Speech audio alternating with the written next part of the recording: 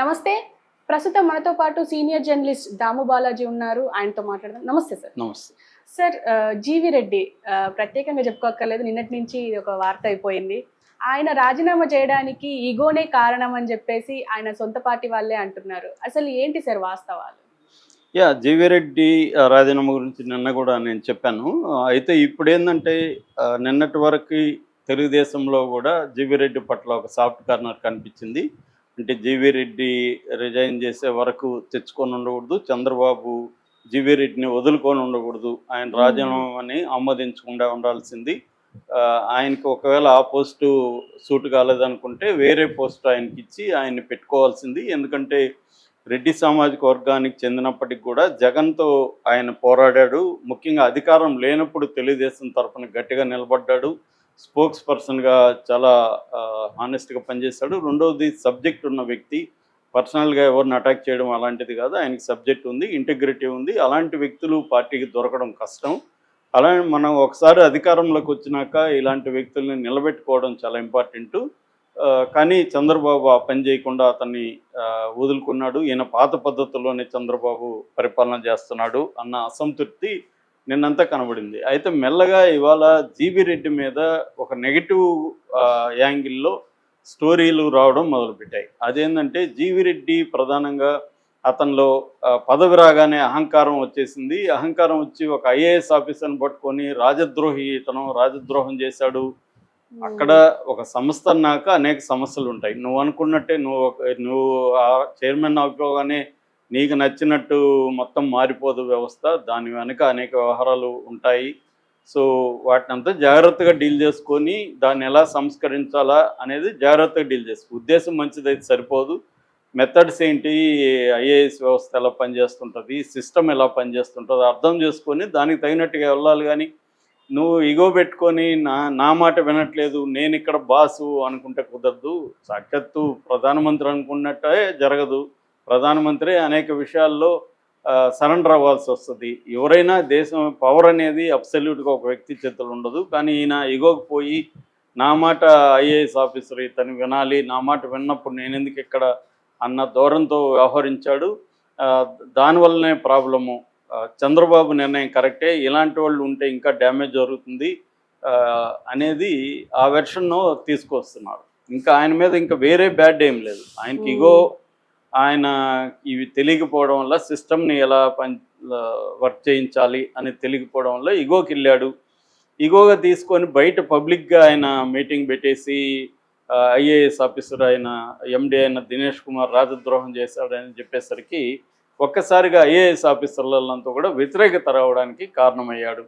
ఎందుకంటే ఈయన ఒక చిన్న సంస్థ, అది ఒక చిన్న సంస్థకి చైర్మనే ఒక ఐఏఎస్ ఆఫీసర్ని ఇలాగా రాజద్రోహం అని మాట్లాడితే ఐఏఎస్ ఆఫీసర్లు అందరూ కోపం రావడం సహజం. ఈయన తప్పు చేశాడు అనేది ఇప్పుడు ఈ వెర్షన్ వస్తుంది. సో ఓవరాల్గా మనం ఇంకొకసారి అసలు ఏం జరిగింది దీంట్లో, ఈయన తప్పేమన్నా ఉందా, చంద్రబాబు దీన్ని ఇంకొక రకంగా డీల్ చేసి ఉండాల్సిందా అనేది మనం మాట్లాడుకుంటే, బేసిక్గా ఏపీ ఫైబర్ నెట్ కార్పొరేషన్ అనేది ఎప్పటి నుంచో వివాదంలో ఉంది. గతంలో ఇది యాక్చువల్గా 2017లో ఆంధ్రప్రదేశ్లో ఇంట్రడ్యూస్ చేశారు. ఇది సెంట్రల్ గవర్నమెంట్ ప్రాజెక్టు, డిపిఐ అంటారు, డీటెయిల్ పబ్లిక్ ఇన్ఫ్రాస్ట్రక్చర్. దాని కింద గ్రామాలకి చీపుగా ఫైబర్ నెట్ అంటే ఇంటర్నెట్టు, టీవీ, ఫోను ఈ 3 రకాల సౌకర్యాలని అందించడం. ప్రైవేటు ప్లేయర్స్ కంటే కూడా తక్కువలో ఇచ్చి, ప్రైవేట్ ప్లేయర్స్ ఏంటంటే రిమోట్ ఏరియాస్కి వాళ్ళు కేబుల్ అవన్నీ వేరు కాబట్టి గవర్నమెంటే చేయడం వల్ల డీటెయిల్ పబ్లిక్ ఇన్ఫ్రాస్ట్రక్చర్ని డెవలప్ చేయాలనేది సెంట్రల్ గవర్నమెంట్ ప్రాజెక్టు. స్టేట్ గవర్నమెంట్లకి కూడా చెప్పింది. అందులో భాగంగా 2017లో 17 లక్షల కనెక్షన్లు ఇవ్వగలిగారు చంద్రబాబు. దీంట్లో అక్రమాలు జరిగాయని చెప్పి జగన్ ప్రభుత్వం వచ్చినాక ఏపీ ఫైబర్ నెట్ స్కామ్ అనేది పెట్టింది. అది మనం చాలాసార్లు చెప్పుకున్నాం. లోకేష్, వేమూరి హరికృష్ణ వీళ్ళ అందరూ ఇన్వాల్వ్ అయినారు. ఆ కేసు ఉంది ఇంకా. సో దాని తర్వాత జగన్ వచ్చినాక దాంట్లో మళ్ళీ అక్రమాలు జరిగాయి అనేది తెలుగుదేశం ఆరోపించింది. ఫర్ ఎగ్జాంపుల్ ఆర్జీవికి వ్యూహం సినిమాకి దాదాపు 2 కోట్ల వరకు డబ్బులు ఇచ్చేశారు. నిజానికి దానికి కొన్ని లక్షలు కూడా రాలేదు. అట్టనుకుంటే చాలా సినిమాలను కూడా దీంట్లో వేయచ్చు, సినిమాలను కూడా దీంట్లో వేద్దాం అనేది ఒక ప్రతిపాదన అనమాట. అది నిజానికి చిన్న ప్రొడ్యూసర్లకు మంచిదే కానీ రిలీజ్ రోజే దాంట్లో వేస్తే థియేటర్లో ఇంకెవరు చూడరు. అదొక ప్రాబ్లం ఉంది. థియేటర్లో చూడకపోయినా పర్లేదు అనుకునే ప్రొడ్యూసర్లు ఉన్నప్పుడు, దీనికి కానీ కొంత డబ్బులు వస్తుంది అనుకున్నప్పుడు చిన్న ప్రొడ్యూసర్ మంచిదే, కానీ ఎవరికి జరగల, ఒక్క ఆర్జీవికి తప్ప. అది కూడా వ్యూహం జగన్ మీద తీశాడు కాబట్టి జరిగింది. సో ఇది బయటకు వచ్చింది. దాని తర్వాత వీళ్ళు అధికారంలోకి ఫామ్ అయినాక కూడా చంద్రబాబు దీని మీద విజిలెన్స్ కమిటీ వేశాడు. విజిలెన్స్ కమిటీ కూడా దీంట్లో అనేక అక్రమాలు ఉన్నట్టుగా బయటపెట్టింది.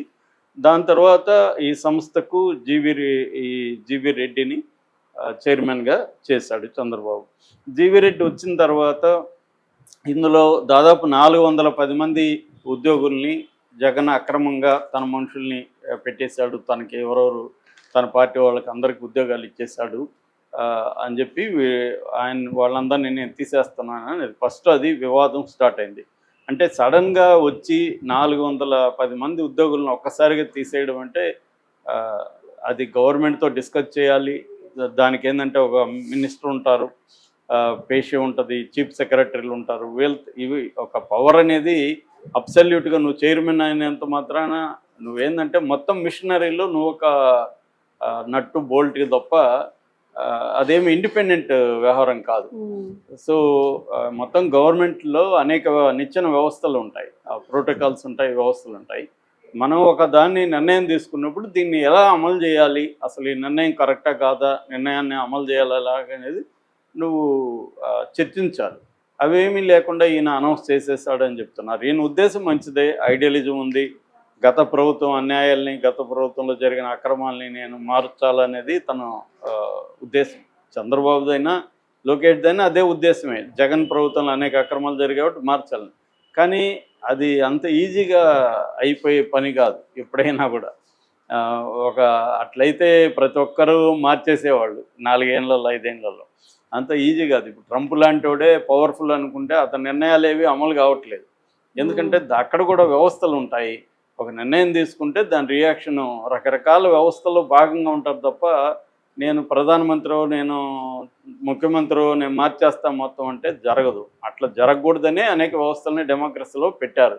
లేదంటే whims and fancies of a single guy తో వదిలేస్తే అతని నిర్ణయాలు, అతని ఉద్దేశం మంచిదైనా కూడా నిర్ణయాల వల్ల చాలా ఎఫెక్ట్ అయ్యే అవకాశం ఉంది.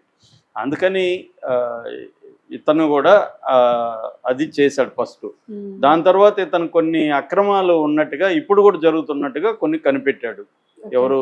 జీవీ రెడ్డి. అదేంటంటే ఒకటి జిఎస్టీకి ఫైన్, జిఎస్టీ దాదాపు 300 కోట్ల పైన ఫైన్ వేసింది. ఈ ఫైన్ వేయడానికి కారణం అధికారుల అలసత్వం. అంటే సకాలంలో డబ్బులు జిఎస్టీ పే చేయకపోవడం వల్ల ఫైన్ వేసింది. సో ఇక్కడ అధికారుల అలసత్వం ఉంది. అంతవరకు అది ఈయన ఫైండ్ అవుట్ చేసింది రైటే. అట్లాగే ఒక 60 కోట్లు వెండర్స్కి ఇవ్వద్దని విజిలెన్స్ కమిటీ రికమెండ్ చేసినా కూడా వెండర్స్కి రిలీజ్ చేసేసారు. ఈ 60 కోట్లు రిలీజ్ చేయడం కూడా ఆ మేరకు నష్టం. సో ఒకటి ఉద్యోగుల్ని తీసేసినా కూడా వాళ్ళకు జీతాలు ఇస్తూనే ఉన్నారు. దాదాపు 1,50,00,000 జీతాలు ఇచ్చారు ఈ 410 మందికి. సో ఉద్యోగులు నేను తీసేసినా మీరు ఎందుకు జీతాలు ఇస్తున్నారు అనేది ఈయన ఫస్ట్ పాయింట్. సెకండు ఈ జిఎస్టీ, థర్డ్ విజిలెన్స్ వద్దన్నా కూడా వెండర్స్కి ఇచ్చారు. సో ఓవరాల్గా అవినీతి, అక్రమాలు జరుగుతున్నాయి. నేను చెప్పిన మాట ఎండి వినట్లేదు. ఎందుకంటే ఎప్పుడైనా బ్యూరోక్రసీ అనేది పొలిటికల్ పవర్కి లొంగే ఉంటుంది ఎక్కడైనా కూడా. ఇప్పుడు చంద్రబాబు ఉన్నాడు, సిఎస్ చంద్రబాబు కింద పనిచేయాల్సింది తప్ప సిఎస్ కింద చంద్రబాబు పనిచేయడు. చంద్రబాబు చెప్పింది సిఎస్ అమలు చేయనప్పుడు చంద్రబాబు సిఎస్ని తీసేస్తాడు. తీకపోతే పని జరగదు. కాకపోతే ఏంటంటే కొన్ని విషయాల్లో సిఎస్ లాంటి వాళ్ళు అనుభవం ఉంటుంది కాబట్టి, అనుభవం లేని వాళ్ళు వచ్చినప్పుడు, చంద్రబాబు అంటే అనుభవం ఉంది కాబట్టి సిఎస్ లాంటి వాళ్ళు కూడా గట్టిగా ఆయనతో మాట్లాడలేరు, ఏదన్నా ఉంటే చెప్పగలరు. కానీ అనుభవం లేని జగన్ అనుకో, జగన్ కొత్తగా వచ్చాడు, అప్పుడు చాలా సిఎస్లు చెప్తారు, సార్ ఇలా చేస్తే ఈ ప్రాబ్లమ్స్ వస్తుందండి ఇదండి.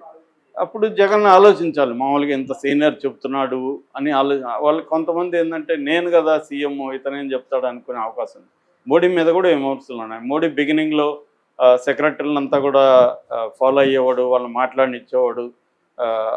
తర్వాత అసలు వాళ్ళ అభిప్రాయాలు అడగడం మానేశాడు. ఎవరైనా చెప్తే కూడా వాళ్ళ మీద కక్ష పెట్టుకోవడం ఇవన్నీ జరిగాయి. దాంతో ఎవరో కూడా చెప్పడం మానేశారని ఆయన దగ్గర పనిచేసిన ఐఏఎస్ ఆఫీసర్లు బుక్లు కూడా, పుస్తకాలు కూడా రాశారు. అలాగా ఈయన కూడా ఏంటంటే ఇప్పుడు తను కొన్ని నిర్ణయాలు తీసుకున్నాడు. ఆ నిర్ణయాలు ఎండి కానీ మిగతా ఆయన కొంతమంది పేర్లు చెప్పాడు. CTO chief technical officer Satyarama Bharadwaj ఒక పేరు, రెండోది బిజినెస్ హెడ్ జి సురేష్, దాని తర్వాత procurement assistant manager Shashank Haider Khan. ఈ ముగ్గురు కూడా తన మాట వినలేదని.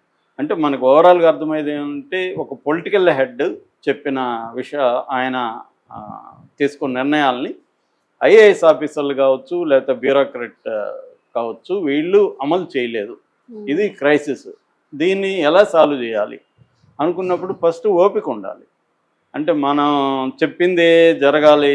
ఏ వ్యవస్థలైనా ఇప్పుడు మన ఛానల్లో ఉంది, ఛానల్ హెడ్ అనుకున్నవే జరగవు ఇక్కడ. ఆయన అనుకోవచ్చు కానీ అనేక సమస్యలు ఉంటాయి. సో ఆయన చర్చించి దీన్ని ఎందుకు జరగలేదు ఏంటి సమీక్షించుకొని కొన్ని అభిప్రాయాలు తెలుసుకొని వెళ్తూ ఉండాలి. అట్లాగా ఈయన చేయడంలో ఫెయిల్యూర్ కనిపిస్తుంది. ఈయన వైపును కూడా కొంత దాని ఏమంటారు నిజాయితీ వల్ల వచ్చే పొగరు కూడా ఉంటుంది. సో నేను ఒక సీనియర్ ఐఏఎస్ ఆఫీసర్ని ఒకసారి ఇదే అడిగాను. ఆయన సిన్సియరు, ఆనెస్టు, ఆయన కలెక్టర్గా చాలా జిల్లాలు పనిచేశాడు, మంచి పేరుంది. ఆయన అనేక వ్యవస్థలను మార్చాడనే పేరుంది. ఆయనతో మాట్లాడినప్పుడు మీరు కరప్ట్ ఆఫీసర్లతో ఎలా డీల్ చేశారని అడిగాను. నేను వాళ్ళ జోలికి వెళ్ళలేదని చెప్పాడు. ఎందుకంటే వాళ్ళ జోలికి వెళ్తే మనల్ని పనిచేయనీరు వాళ్ళు. సో వాళ్ళ కరప్ట్ ఆఫీసర్ని ఇండైరెక్ట్గా డీల్ చేయాలి తప్ప డైరెక్ట్గా వాళ్ళతో ఢీ కొనకూడదు అనేది ఆయన చెప్పాడు. That is called maturity. అంటే వ్యవస్థలో నువ్వు ఒక్కసారిగా సినిమాలు చూసేసి నేను కరప్షన్ మార్చేస్తానంటే కుదరదు కదా. It is deep rooted problem. దానివల్ల దాన్ని నువ్వు ఎప్పుడైతే ఢీకొంటావో నీకు వ్యతిరేకత వస్తుంది, నువ్వు అసలుకే మోసం వస్తుంది. ఇప్పుడు జీవీ రెడ్డి చేసిందే తప్పు అయితే ఏదైతే ఉందో అతనికి అనుభవరాహిత్యం కావచ్చు, నిజంగా కొంత ఈగో కూడా ఉండొచ్చు. ఏదేమైనా అతని నిర్ణయాల్లో తప్పు అయితే కనిపిస్తుంది. తప్పు అంటే ఇక్కడ ఆయన జాగ్రత్తగా డీల్ చేసి ఉంటే కొంత టైం తీసుకొని మెల్లగా దీన్ని ఎలా డీల్ చేయాలి ఏంటి ఇది ప్రతి చోటు ఉంటుంది. ఇప్పుడు సినిమాలో డైరెక్టర్కి కెమెరామెన్కి పడకుండా ఉంటుంది. మనం ఏమనుకుంటాం డైరెక్టర్దే అన్నీ అనుకుంటాం, కానీ చాలా చోట్ల కెమెరామెన్ డిసిషన్లే ఉంటాయి. డైరెక్టర్ చెప్పింది కెమెరామెన్ వినడం, కెమెరామెన్ చెప్పింది ఇంకొకరు వినకపోవచ్చు, సో ఆర్టిస్ట్ వినకపోవచ్చు. ఇలాగా ఉంటాయి. పవర్ అనేది ఒకే అబ్సల్యూట్గా ఉండదు. దాంతో జాగ్రత్తగా కెమెరామెన్ అర్థం చేసుకుని దాన్ని ఎలా డీల్ చేసుకుంటూ మనం సినిమా తీయాలని డైరెక్టర్ ఆలోచించాలి. కానీ పబ్లిక్ మీటింగ్ పెట్టి కెమెరామెన్ ఎలా చేస్తున్నాడని చెప్తే ఏమవుతుంది? అదే జరిగింది. సో ఇతను పబ్లిక్ మీటింగ్ పెట్టి రాజద్రోహం స్థాయిలో మాట్లాడాల్సిన అవసరం లేదు. ఇదేమి రాజద్రోహం కాదు కదా. రాజద్రోహం అనే పదమే రాంగ్ పదం. ఇక్కడ ఎవరు రాజులు లేరు. సో అది ఇతని చేసింది. దాంతో చంద్రబాబు దీన్ని ఎలా డీల్ చేశాడు అనే దగ్గర క్యాడర్ ఎందుకు హర్ట్ అయ్యారంటే ఇతను సిన్సియరు, మనతో పనిచేశాడు, అతనికి అనుభవం రాహిత్యం వల్ల కొన్ని నిర్ణయాలు ఇలా చెప్పుండొచ్చు. అతన్ని పిలిచి మాట్లాడి నీ సమస్య ఏంటి, దాన్ని ఎలా డీల్ చేయాలి, దానికి ఏదైనా అప్పగించి ఒక సెక్రటరీనో ఎవరినో చేసునుంటే బాగుండు చంద్రబాబు. కానీ ఆయన ఐఏఎస్ వాళ్ళ ప్రెజర్కి తలొగ్గి పార్టీలో ఉండే మంచి వాళ్ళని ఇలా పోగొట్టుకోవడం కరెక్ట్ కాదనేది పార్టీ వైపు నుంచి విమర్శలు. అది కూడా కరెక్టే. చంద్రబాబు మీద ఎక్కువగా ఈ సంఘటననే కాదు, అనేక సంఘటనలో చంద్రబాబు మీద తెలుగుదేశం వాళ్ళకి అసంతృప్తి రోజు రోజు పెరుగుతుంది. ఎందుకంటే ఈయన మళ్ళీ పాత పద్ధతిలో ఐఏఎస్ ఐపీఎస్ వాళ్ళ మాట వింటున్నాడు అని. ఈయన బయట పెట్టాడని ఈయన మీద నిర్ణయం తీసుకున్నారు. పవన్ కళ్యాణ్ మీద తీసుకోగలరా? పవన్ కళ్యాణ్ అనేక సార్లు మాట్లాడుతున్నాడుగా. ఐఏఎస్ ఆఫీసర్లను విమర్శించలేదా? ఐపీఎస్ వాళ్ళని విమర్శించలేదా? ఇదే పవన్ కళ్యాణ్ సాక్షాత్తు మినిస్టర్లను తప్పు పట్టలేదా? మరి ఆయన ఏమన్నా మీతో చర్చించాడా? పబ్లిక్గా పోయి చేస్తున్నాడు కదా, ఆయన కంట్రోల్ చేయలేరు కదా మీరు. ఇక్కడ మళ్ళీ బలయ్యేది చిన్నవాళ్లే కదా అన్న విమర్శ ఉంది. కరెక్టే. ప్రయారిటీస్ ఉంటాయి కదా. చంద్రబాబును పవన్ కళ్యాణ్ డీల్ చేసినట్టే మిగతా డీల్ అందరూ అలాగా తోకాడిస్తూ ఉంటే ఆయన ఎలా పనిచేస్తాడు?